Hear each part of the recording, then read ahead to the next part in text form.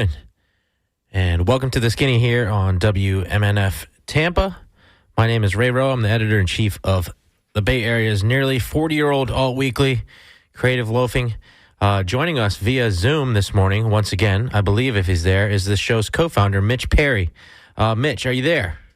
Good morning, Ray. Good morning, Mitch. Mitch will have you kind of move a little closer to the computer, and Mitch will get you, or Skip will get you queued up.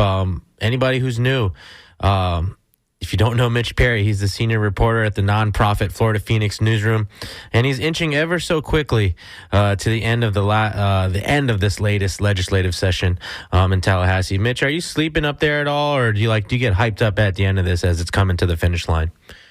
Yeah, Ray, there's so much to talk about up here, so much going on. We're at the end of the week, 6th week of the scheduled 9-week session, although talking to one of my colleagues last night, she believes this really could go beyond the May 2nd date to end the session because the Senate and House, when it comes to their budgets, which is the number one thing they're up here to do, they're really not in sync with that right now. I want to talk about that a little later in the show. We have a break segment up. Also want to talk about this Hope Florida situation here. Do we dare say it's not only just a controversy, maybe a scandal? I mean, call it a scandal, I think. Yeah. So we're going to get to that, Ray. We'll also have on the second half of the show, Mitch, today, we'll be joined by representatives from the Tampa Bay Titans. That is our city's professional basketball team. They have a game tonight and a game tomorrow. But for now, we're going to stay in Tallahassee for a bit.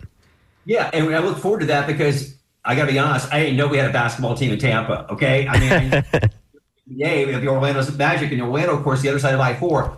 But yeah, Ray, let's go to the news here. I know, again, if folks, obviously listening to the Skinny, they're following the news. They may be so focused, what's going on in Washington, D.C., the latest with the Trump tariff, trade, chaotic policy that's going on there. Got everybody obsessed with that, what's going on with their 401ks, what have you. But there's a lot going on up here in the state government. And I think one of the things I want to talk about, because I'm not sure folks are listeners, and I want our listeners to participate later on in the program, call in at 813-239-9663 or send an email at dj@wmnf.org if you are following what's going on in state news. But there's a bill going on right now. There's hundreds of bills, but someone could say this is maybe the worst bill, depending on where your perspective is. And that's a bill that would make it much harder to pass citizens-led constitutional amendments, which, of course, Floridians have been doing for decades now, to do things like raise the minimum wage, restore the rights of felons to get their voting rights back, legalizing medical marijuana. So joining us in the program are a couple of people who know a lot about this issue. One of those folks is Keisha Mulford. She's the Senior Communications Strategist at the ACLU of Florida. She was previously the campaign manager and director of communications for Orange and Osceola County State Attorney Monique Worrell. And she also worked on last year's Yes on 4 campaign. That was the abortion rights amendment. Keisha, are you with us? I am. Thank you so much for having us here. Great to have you on, Keisha. Also joining us is Amy Keith. She's the program director for Common Cause Florida. Common Cause is a nonpartisan grassroots organization that, in its own words, is dedicated to upholding the core values of American democracy. Good morning, Amy. Good morning, Mitch. Thanks so much for having me. Yeah, great to have you both on. When we're talking with listeners, I think that the genesis for this legislation, other than the fact that the legislature seemingly every year wants to make it harder on voting rights overall, was this couple called by Governor DeSantis back in January to what he claimed was excessive fraud that was committed in the petition gathering process. And I want to get to that in a minute. But starting with you, Amy, let's talk about this bill, which is in the Senate. It's, I guess, Senate Bill 7016. What's your biggest problem with this bill? So I think in brass tacks, the biggest problem with this bill is that it takes the citizen-led amendment process out of the hands of the people of Florida, and it leads our state down a path where the only things we'll get to vote on the ballot are things put there by the legislature or put there by corporate elites, right? So that's really what nuts and bolts what this bill is doing. It puts in a ton of really expensive barriers that would be almost impossible for grassroots groups. It puts in a ton of bureaucratic hurdles. to get in the way of being able to get something on the ballot. And it also puts in place some, felonies to really intimidate Floridians from collecting, ballot petitions from their friends and neighbors. So that's our real big problem with this bill, is that it fundamentally takes this process out of the hands of the people of Florida. Yeah, Keisha, maybe you could talk about some of the provisions in here that the ACLU has a real big problem with. Where do we start? We can start with the $1 million bond requirement just to begin collecting signatures. So as Amy said, this is a price tag that blocks grassroots efforts, period. We can talk about the criminal penalties and fines for volunteers collecting petitions, even for small mistakes. We can talk about the unrealistic deadlines, like requiring petitions to be submitted within 10 days, undermining quality control, and disqualifying legitimate ballot signatures. Or we can talk about the expanded powers, as Amy just mentioned, for politicians to just simply reject amendments that they do not like, including kicking them off of the ballot. With Amendment 4, we know that it went all the way up to the Florida Supreme Court. And this is not something that you would anticipate in a citizen-led amendment process. This bill doesn't fix a problem, it creates one by putting democracy behind a paywall, and those are the things that we all should be concerned with. Now, we should say a couple things. There's the Senate bill and the House bill, and there's some variations with them. And I believe you mentioned, let's talk about this, Keisha, you mentioned this about the $1 million bond, because I believe in the Senate version, that has been removed. Is that correct, Amy? Yes, it has been removed, but it's important to say that the extreme costs on petition sponsors are still ever present in that Senate bill. And I think, what Keisha mentioned, about how this creates those tight deadlines. I think it's important to set up that both bills create a real catch-22 for community groups who want to do a petition, right? Just to get on the ballot, right, you need to collect almost 1 million petitions, and you have less than 2 years to do it. That means you are collecting tens of thousands of petitions a week. And they give them 10 days to submit those petitions. And more than that, they're putting fines, right, to say that if it's late by any day, or if it's to the wrong county, $500 per form if it goes to the wrong county. And here's the crazy catch-22 here, why these rules are so unreasonable. If the voter writes a county on the form, but the voter wrote their wrong county, they still get the fine. So you have all these really important quality control processes that would be in place. You can't do that on tens of thousands of forms in 10 days. So this really, despite that, removal of the $1 million bond from the Senate version, it's still it has a version of it in the House version, but we still have incredible fines and fees, that they keep adding more to this process for petition sponsors. Exactly. And again, listeners, we're talking about Senate Bill 7016. This bill regarding citizen-led constitutional amendments. Bill is moving through both chambers here. There are some variations. Another change that was made in the Senate bill was, you mentioned this, Amy, in terms of one of the things, or both, Keisha, you might have as well, that is reducing the number of days a sponsor has to submit signed petition forms to the appropriate supervisor elections from 30 days down to 10. Let me ask you, Keisha, why is that so significant? I mean, what we're talking about is, folks, and, as we know, a lot of folks I know were really involved with Amendment 4, in the whole process of getting them, a lot of volunteers going out and collecting signatures. So you're going to have to return them at some point to the SOE's office. Yeah. So why is that a big deal? For us, it's a big deal because, one, the number is arbitrary. Where did this number come from? Is it 10 business days? Is it 10 days period? That's something that, well, Amy, you may know, that's something that we're still trying to figure out as an affiliate, what it is. And then also, what in a smaller number or a smaller window to turn in these petitions result in less quality control. This shouldn't be about expediency. It should be about accuracy and efficiency. And if you are pushing and as Amy mentioned, the different barriers they're putting on these petitions, you will want us to ensure that as we are sending volunteers out there, as we have folks going out there to collect these petitions, petitions, that they are accurate. Because organizations, particularly these organizations who care about democracy, who are trying to get these amendments on the ballot, they don't have $500 per petition if it's wrong. And this doesn't give any of these organizations an opportunity to even correct or rectify it. I don't know how many League of Women Voters events I go to, and they're putting petitions on the table. Someone, as I rush sometimes. So if I'm rushing and I make a mistake, or if I move, or whatever the situation is, now we're going to hold the League of Women Voters, an organization that thrives off of, donations, like community donations. We're going to hold them to a $500 fine for a mistake that I made. Give these organizations the time that's necessary to actually correct, go back to, okay, Amy, we saw this error. Would you be able to correct it or rectify it? Obviously, that petition still has to be turned in, but we're giving individuals an opportunity to do quality control checks before they actually turn it into the supervisor elections. And there's a lot of different provisions. We could keep on going over many of them that I think you both consider egregious. But let's go to the genesis of why Governor Ron DeSantis and the bill sponsor in the House, Jenna Persons-Mullica, has been saying why we need this, and that's the concerns about fraud, right?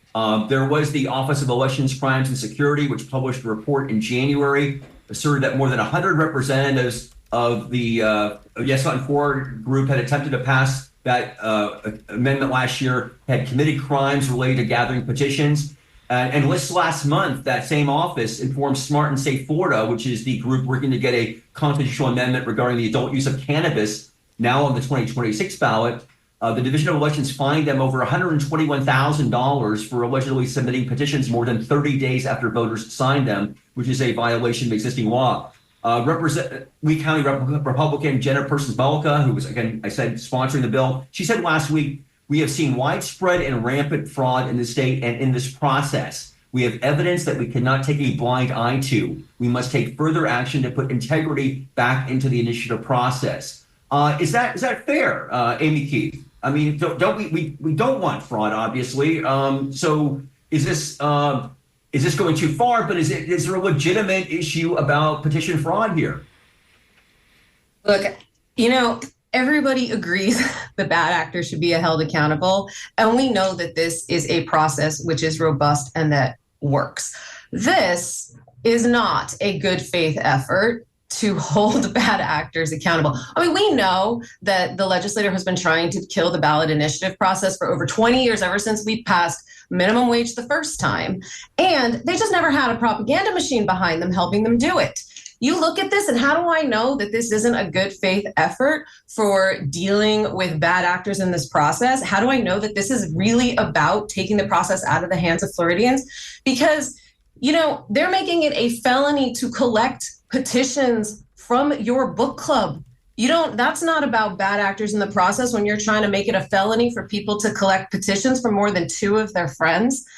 It's, we know that this isn't really about bad actors when they're forcing Floridians to put their personal identity number onto the petition form and then explicitly stating that form is a public record. They are putting Floridians' information at risk. We know that this is fundamentally not a good faith effort to address anything. Everybody agrees bad actors, should be held accountable. The process works for that. This bill is not about that. This bill is about making this process impossible for Floridians. It continues a tradition of doing that, which has been around for 20 years.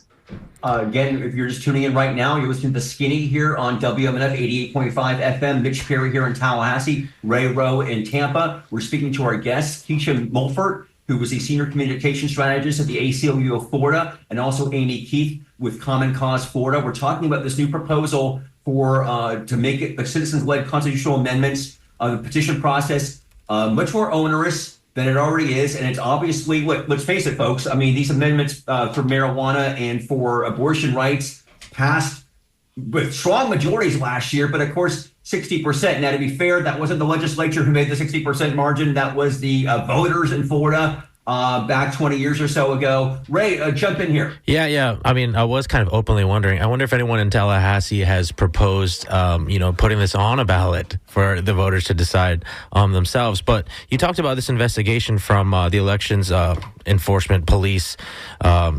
or so-called. And there's a report that says that there have been 17 arrests made by FDLE over quote-unquote petition fraud. But the report also says that it's been difficult because contractors and subcontractors are based out of Florida and ignore subpoenas. I'm wondering from our guests, how much have they heard about that and how much substance there is behind that claim? I think it's important to not give life to the propaganda election police report. I think it's extremely important to focus on how citizen-led amendments empower everyday Floridians. To your point, one is important to note that when the citizen-led amendment initiative even entered the ballot, it did not get 60% of the vote. So we can start there. It didn't get 60% of the vote, but it passed. It passed. So do with that what you will.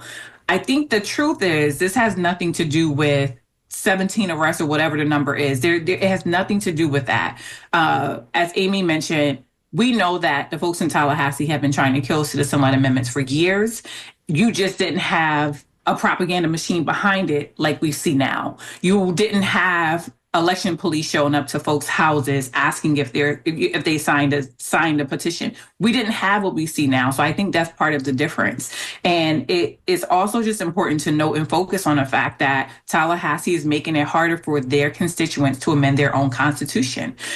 You can cut petition timeframes, you can add more fines and fees, you can threaten people with crimes, but you're doing this all because you don't like that the people of Florida want to make rules for their own communities. So that's what we should be talking about here. I think that if we give life and give credence to 17 people out of this massive campaign, we're undermining the work that Floridians have done and the voices of the 57.2% of Floridians who voted yes on Amendment 4. We're undermining the voices of those who voted in favor overwhelmingly for Amendment 3. I think we have to be careful not to allow this propaganda machine to outshine and outweigh what Floridians have voted for. I want to ask you, Keisha, staying with you, having worked on the campaign for abortion rights last year, how significant is, again, one of these provisions requires that petition circulators must be U.S. citizens and Florida residents who've not been convicted of a felony. What I know, and I'm been reporting on petition drives and amendment drives for years and decades, and I know that there's some of these workers who come from out of Florida. I mean, I know some of them are out of Southern California. These are people who, because it's hard work, it's sweaty work, obviously in Florida, not getting these petitions. And so people do it. And I know it's become harder to pay these people because they changed it like 5 years ago where you couldn't pay them per signature anymore. But now I know you'll find and be able to people, who are going to do these campaigns are going to find people in Florida. But that's kind of significant, is it not, that you have to limit it to only people in Florida? So, and that's just what we're talking about. We're talking about limiting the rights of volunteers to volunteer. We're telling folks you can't assist in matters that that folks care about because you don't live here, because you're not a citizen. But what does that do in the long run? Like what actually are we protecting when we're giving something as small as a volunteer, or we're forbidding something as small as a volunteer from literally doing something for free? I don't think that it serves a purpose. I don't think that it changes anything to stop this outside influence that they're claiming is a part of it. Yes, Floridians should lead the process, but again, this bill does not stop outside influence. It just punishes everyday people who care about their communities. It punishes folks who, may not live here all year, who may not vote here year round, but they do. I know a lot of snowbirds. There are a lot in my community who come here when it's cold up north, right? So they're invested. They come to our meetings. They come to our HOA meetings. They own, they may own property here. They just don't live here permanently. If they want to get involved in a citizen-led amendment process, why are we prohibiting that?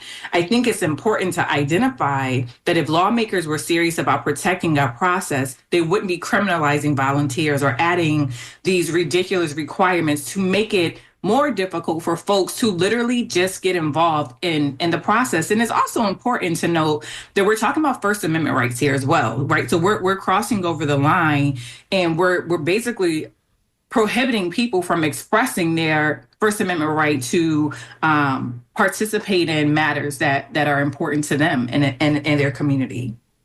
I also bring Amy Keith back into this. Amy, we saw in Amendment 3 and 4 last year, I think they were both, the campaign spent over $100 million. They were incredibly expensive campaigns. It seems like you need like $100 million now. Forget about this new law kicking in July 1st, if that's in fact when it does. It's already become so expensive because the rules have been changed so significantly over the decades, actually, making it much harder and much more expensive. And yet that's kind of the arguments by the supporters of this, as they say, it's out-of-state millionaires who are bankrolling these efforts, and we want to make this a citizen-led thing back with the people of Florida. It just seems like, you'll still, I would not believe, because there's people, including Smart and Safe Florida, who've got money to do this, but there's only so many of those organizations. Obviously, the folks, folks from Yes on 4 who put so much money and effort into it last year, they're not ready to come back right now for 2026. There's no effort to do that. So can you talk about that? Because it seems like they're just turning that argument upside down. They've created that situation. Now they're saying that's the problem. Yeah, no, I think that's right. Like, we know what they're saying, right? But then look at what they're doing. They're making this process so much more expensive. This started way back when. It used to be that, Floridians could collect signatures about a petition, and those signatures didn't expire. Now they expire, like, I think in under 2 years, right? So they have crunched the time frames for Floridians to organize. If you want if you want to make this process more citizen-led, you would support more volunteer action. You would support more Floridians getting involved. You would support longer, signature collection timeframes. You would support more quality control. You would support lower costs. That is none of what we are seeing with this. When you look at what they're doing, and I'm going to go back because I think there's a couple really, I look at 7016 in particular, and truly, if you were to, this isn't hyperbole, if you were to collect petitions from folks in your book club or your running club or your kayaking group that wants to protect the water, that would be a felony to collect more than 2 petitions. So how is that about outside influence? And what you're shutting down is fundamentally what should be the core of this process, which is Floridians talking to and working with their neighbors to pass policies that we know we need when our legislators are ignoring us. Because ultimately they know this is about policies that we pass when they're ignoring us, like minimum wage. They don't want us to pass those policies. That's why they're making it harder for us. Again, if you're tuning in, you're listening to Skinny here on WMNF 88.5 FM. It's almost 11:30 here. We're on Mitch Perry in Tallahassee, Ray Rowe back in Tampa. We're speaking with Keisha Mulfort from the ACLU and Amy Keith from Common Cause Florida about this bill that would change the citizen-led amendment process. Amy, I want to stick with you and go. There's actually another election bill, right, that's going on right now that is also sponsored by Jenna Mullica. That's got to do, I believe, with it's citizens. It's more about who is a citizen, kind of one of these things where you're making sure who's allowed to vote or not. Kind of a different angle here, but staying with the idea, I guess, what we've seen in these major election reform bills since the 2020 election, where you're kind of making it still kind of harder for people to vote. Can you tell us a little bit about that bill?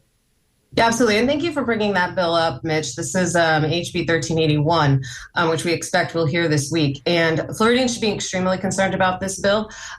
This is a bill that will say that you have to submit documentary proof that you are a U.S. citizen in order not just to get on the voter rolls, but to stay on the voter rolls, right? So this includes people who've been voting for years if they change their address. And this bill would affect tens of thousands of Floridians. Just think about how many of us don't have a valid passport.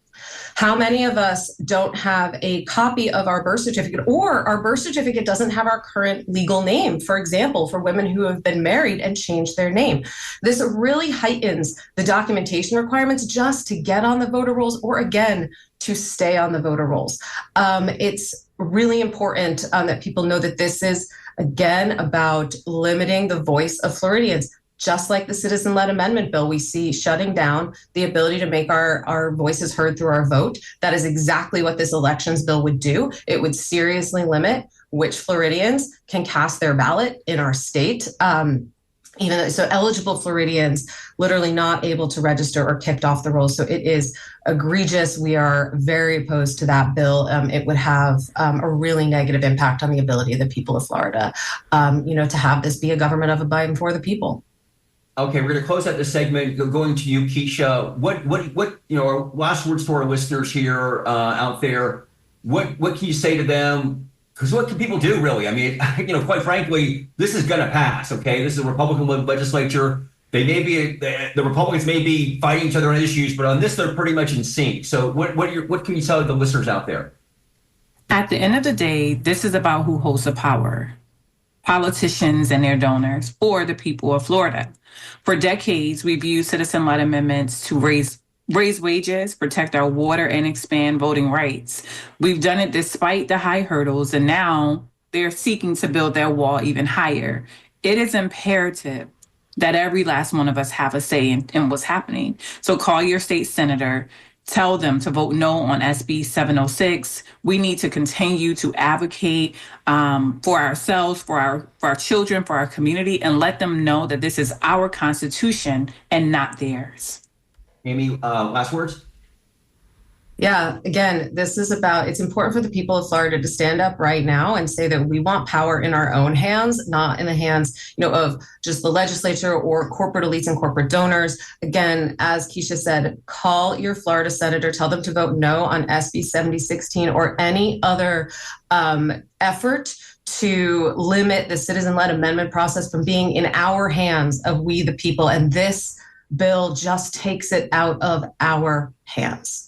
All right, we'll leave it there. Amy Keith is the Program Director for Common Cause Florida. Keisha Mulford is the Senior Communications Strategist at the ACLU of Florida. Ladies, thank you so much for joining us here on WMNF. Thank you for having us, Mitch. Thank you so much for having us. Thanks very much. So, Ray, what do you think? I mean, I think it's scary for people who vote, just because it shows that everybody in Tallahassee is afraid of what happens when people show out and forced to vote. And it's hard to take a long view on it, because you just wonder what this is going to look like 5, 6, 7, 8, 9, 10 years down the road. People are so used to, at least politically active people are used to participating in signature drives and working on amendments and things like that, and feeling like they have some say in their government. So I guess, this is editorial, but, it's a little disheartening to hear that, and a little bit disappointing to see that coming out of Tallahassee, considering everything that we have going on in the state. I know it's a short session, and I know that a lot of people wish we were working on some other stuff, but it goes to show how much power people actually still have right now, and we'll see what happens after this bill passes, as it presumably will. Yeah, Ray, and before we move on to our next segment, I do want to spend a couple of minutes to talk about some other things that happened this week. Actually, this has been a really explosive week here in Tallahassee. As I mentioned at the beginning of the show, this growing issue with Hope Florida. That's the state charity overseen by First Lady Casey DeSantis, that pays churches and nonprofits to get people off of government services and get them on their own. Started, I think, 2021. A lot of concerns, because there's actually a bill that's moving through the legislature that would put this very modest bill, right? But it's really put more attention on Hope Florida.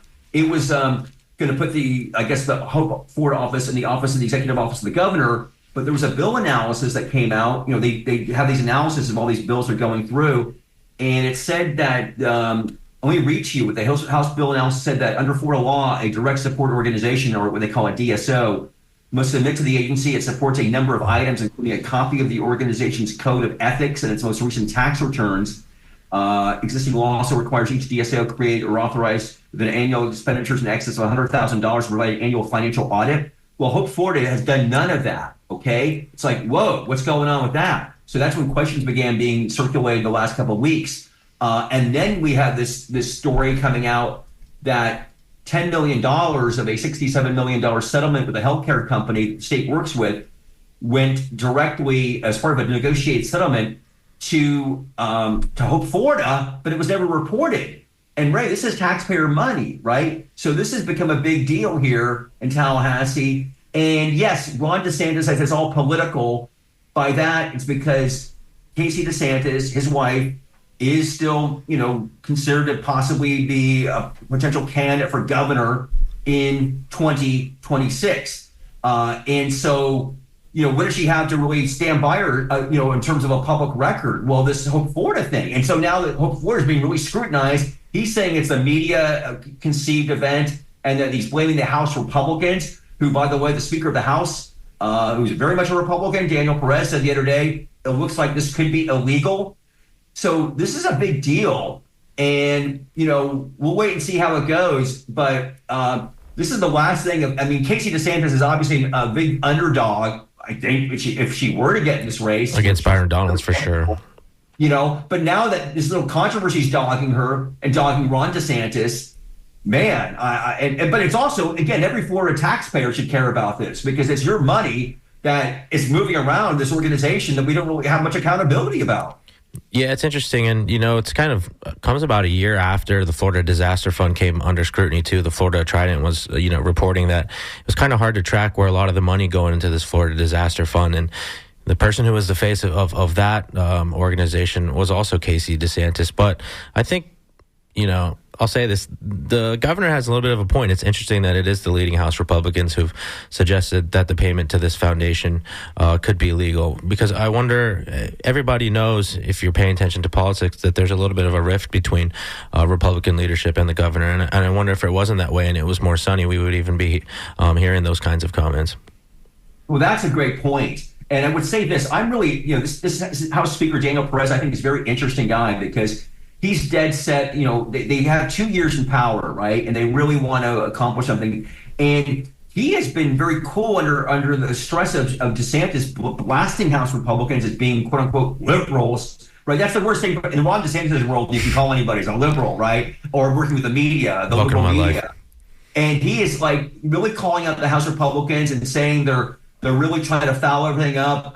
This goes back, remember, for the immigration thing back in January, where the Speaker of the House and the Senate President said, no, we don't want to have an early session on immigration. We can do it during the regular session. They ultimately, acquiesced and they came up with a bill, but they were at odds back then.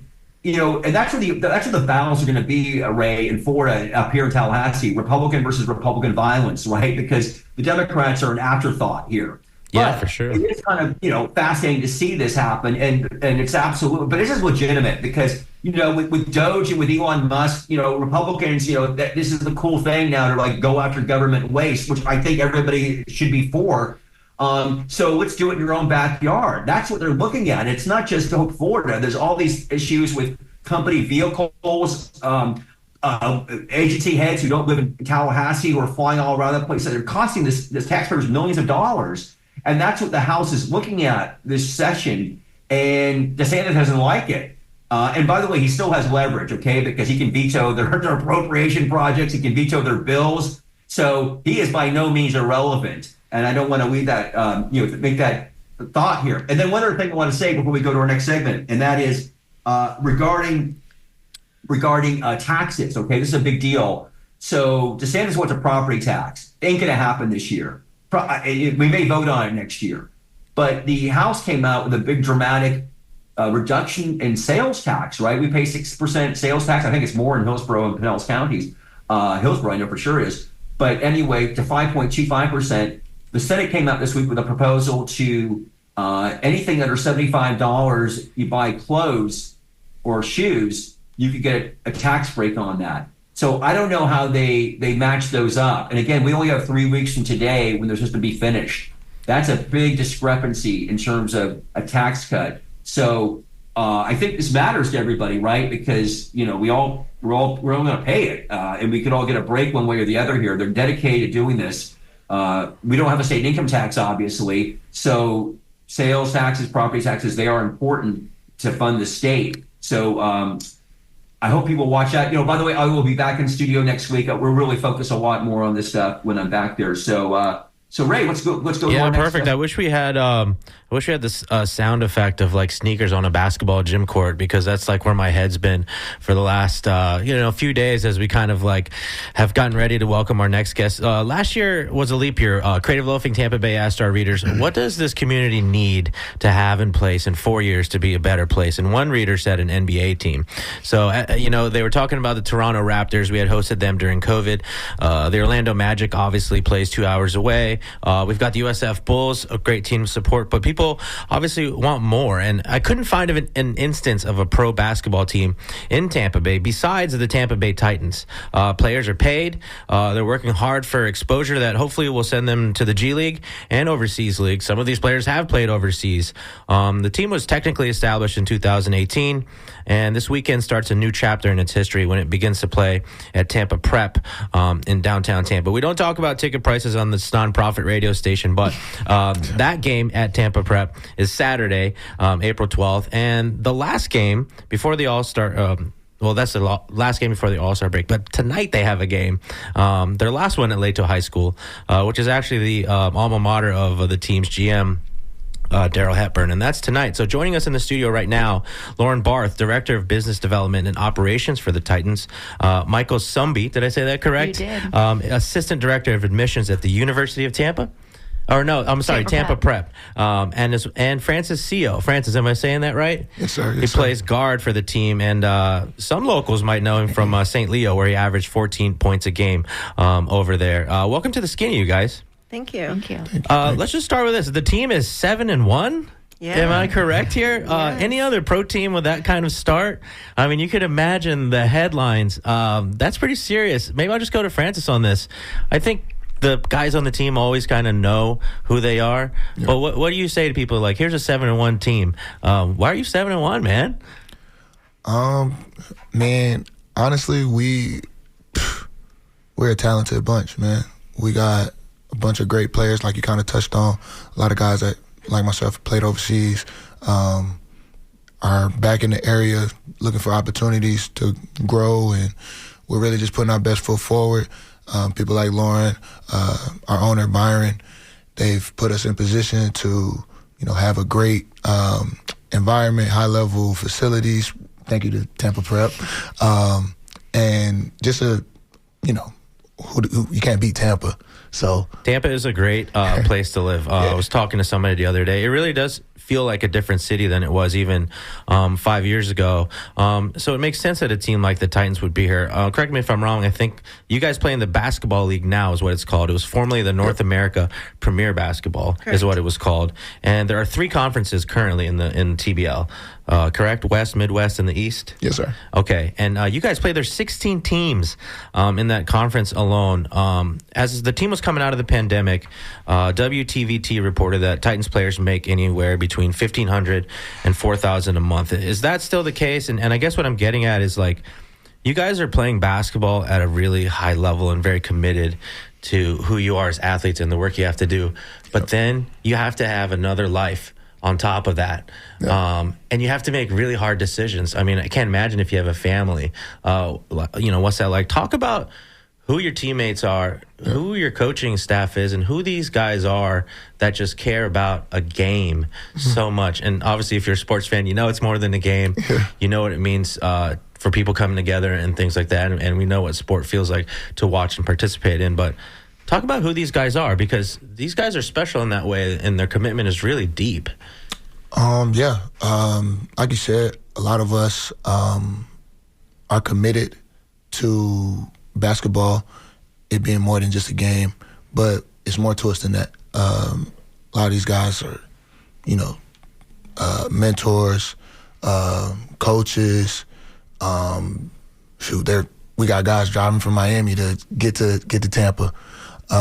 Coaches driving from Ruskin. It's a commitment, but I think the main thing, we look at it as we do it out of love.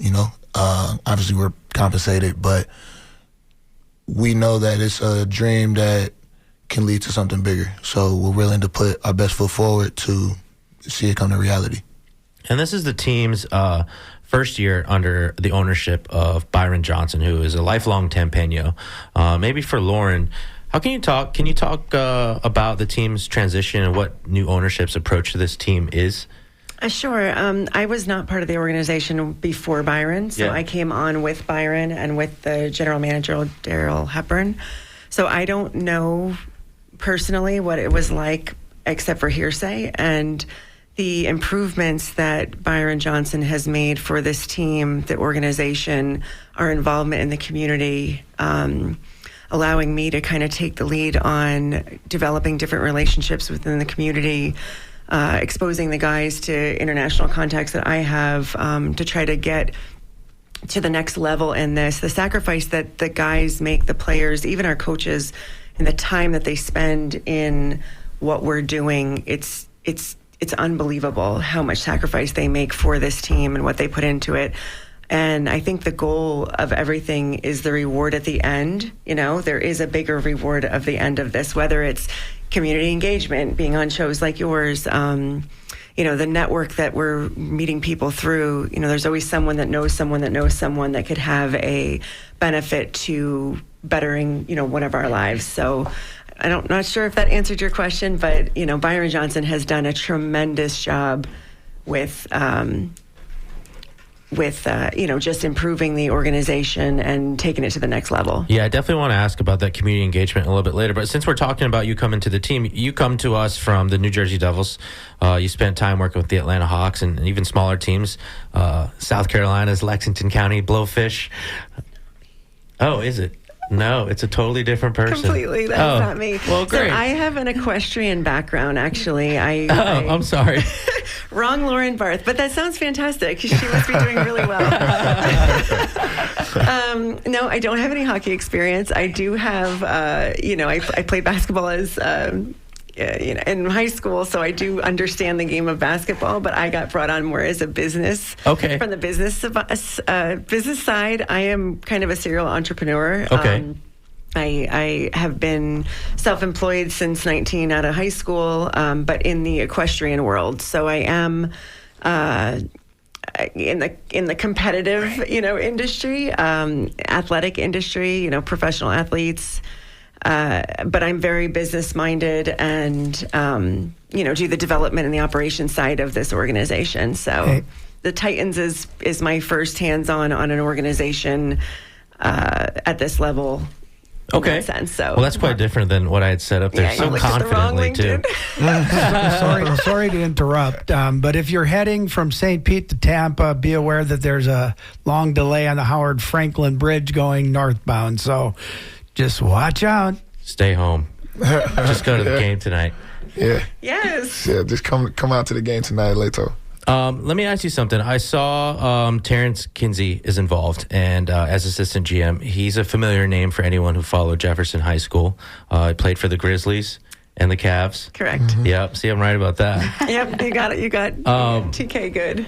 What is in it for owners and leadership here? You kind of touched on that. There's a lot of community connection. TK is obviously really happy to come back and support the community. It's really fun to listen to him and Daryl talk about kids in schools. Yes. And I think, not take away from the varsity squad per se, but they talk a lot about the junior Titans. Correct. And engaging with middle school students a lot. And they're really involved, and a switch really turns on when they start to talk about kids. Can you talk about the role that this team intends to fill and play in the lives of young kids here in the Tampa Bay area? Absolutely. So we have done quite a few engagements at local high schools and middle schools. We've been to Pierce, Greco, Lato, Jefferson, to name a few. We have probably 3 or 4 more on the docket in the queue coming up soon. Their involvement is to, especially with, more inner city kids, is to give them the opportunity to realize and to see that there is more opportunity out there. They can make it. Some of these guys are local Tampa guys. They have a following in Tampa, but there's something bigger than this. We have a gentleman on the team, Nazir Kaur. He plays in the Big Three. We have a Bryce Beamer. He's played overseas, I believe, in Finland. Francis is working on getting an international contract as we speak. And So I think just giving those kids some people to look up to. There's so much in basketball and the community, and just giving them that, that encouragement. And, there's more to this. Okay, maybe your parents or your family may not be able to provide you with this opportunity, but look what you could do if you get involved in a team or in a sport, or have a mentor like Terrence. He's a great role model. He's fantastic with the kids. And it definitely, and I think, for them being involved in something with the TBL, I think that there's opportunities for them going forward. Maybe they'll get an opportunity with a NBA team in the, a GM or assistant GM. Don't quote me on that. I have, that's not my department, but, so there's different opportunities and circumstances that mean different things to all of us. So. If you're just joining us right now, that voice belongs to Lauren Barth. She's a director of business development and operations for the Tampa Bay Titans. That is our city's pro basketball team. Francis Sio is also here. He plays guard for the team tonight. They have a game tonight at Leto High School. It's their last one at Leto High School because they'll be moving over to Tampa Prep starting tomorrow. And tomorrow would be the last game before the All-Star break for TBL. Also in the studio with us is Michael Sumby, Assistant Director of Admissions at Tampa Prep. Welcome. Hello. Talk to me a little bit about bringing this team a little bit downtown. I know that the Leto community probably, it's farther away, and there's probably a lot of people from the neighborhood that go there. It'll be a little bit of a haul. But, I remember the moment I went to that first Tampa Bay Suns game, and I was like, look at this. Huge sports thing happening right here in downtown, right on the river. Your complex is maybe 3-4 blocks south on North Boulevard.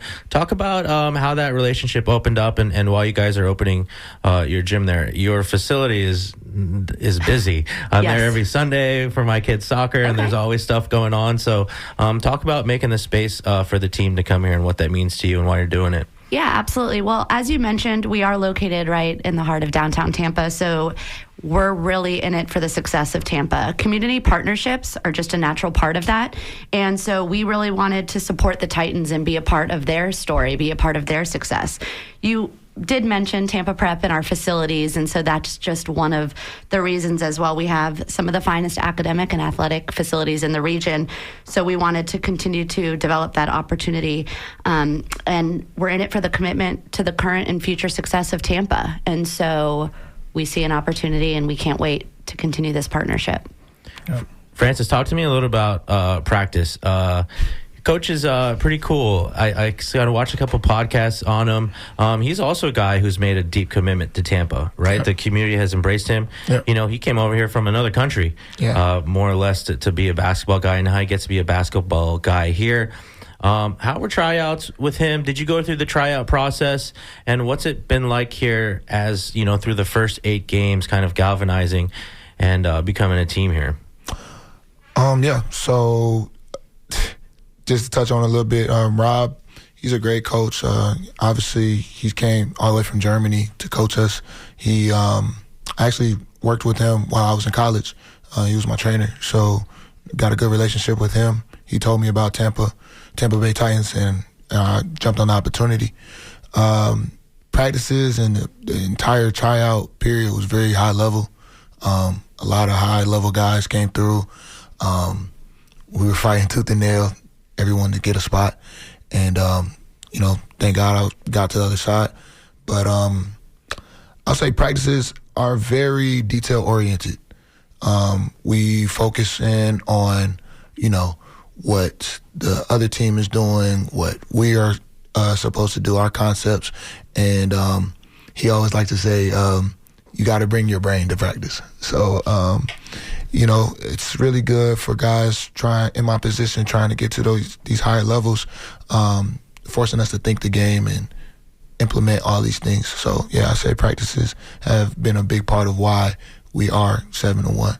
And practices are a big deal for you guys too, because you can only dress so many guys for the games. And I know that I think a player has to play maybe 2 times at least to be eligible for the playoffs. 4 times. Okay. Right. So, so he's getting rotating people out naturally already. On top of that, he's having to make decisions about who's available to travel and who's playing well that week. Oftentimes he has to make those decisions well before the game. So, if somebody has a dip in performance, Coach Rob is having to do that. I know you're not the coach, but talk to basketball people a little bit. I know Mitch is a huge basketball guy coming from the San Francisco Bay Area, but what style of basketball do the Tampa Bay Titans play? We're definitely very much up and down, exciting team to watch. We got high flyers, guys that can score, a little bit of everything. I mean, it's nothing that we lack on the offensive end. But I think where we really hang our hat is being able to guard and pressure teams, create turnovers, and be able to create those, fast break opportunities. And that's like I said, that's really where we hang our hat. I think that is a big factor in who ends up playing at the end of the week as well, who's bringing their best foot forward in those practices. I think you're one of the younger guys on the team at 25. Is that correct? Yeah, that's actually kind of crazy, right? But, yeah. What is the range of what is the age range here of guys on the team? There's Chase and. Oh, Chase. Yeah, you're probably mid range. Well, I guess I'm mid. This guy is just is 32. Yeah. Rodney Simeon just turned 30 yesterday. I think Chase. Well, 24. 24, 23, 24 is the youngest. Yeah. So but yeah, like from 23 to 32, 33, yeah. Some of these guys have families, right? And you've seen married, full thing. Trey Dooms has a baby on the way. Trey Dooms has a baby on the way. He's a fantastic player and a great asset to our team. Justin Blanks, him and his wife have a child on the way. Ken has a whole baby factory going on with his wife.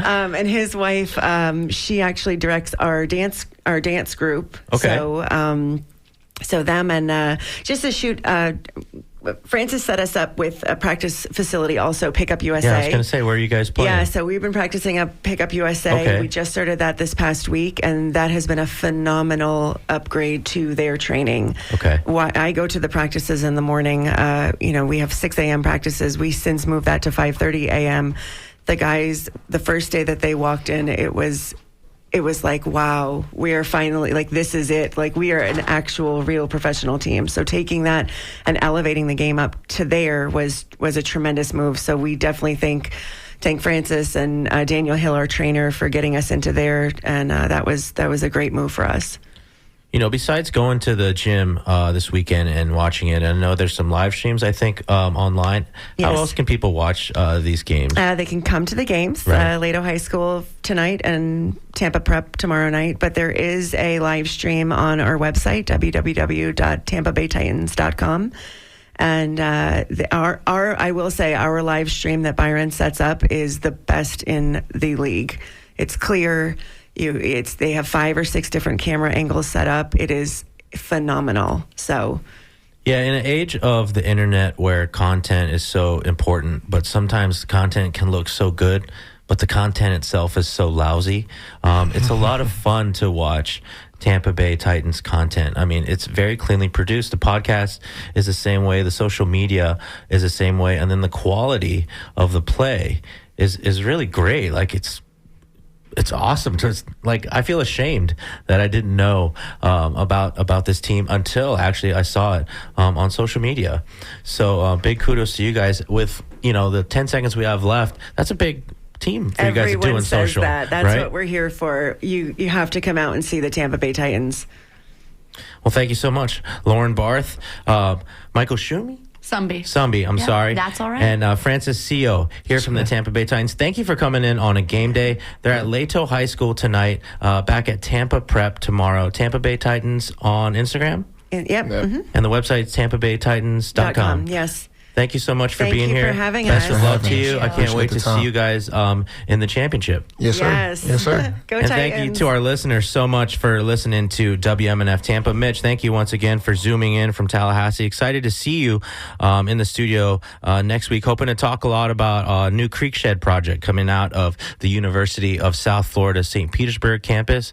That's where Joellen drove over from, Pinellas. She's in Studio One now with Art and Ear. Thank you so much for supporting WMNF Tampa, and please have the best weekend ever. I went out a minute early, huh?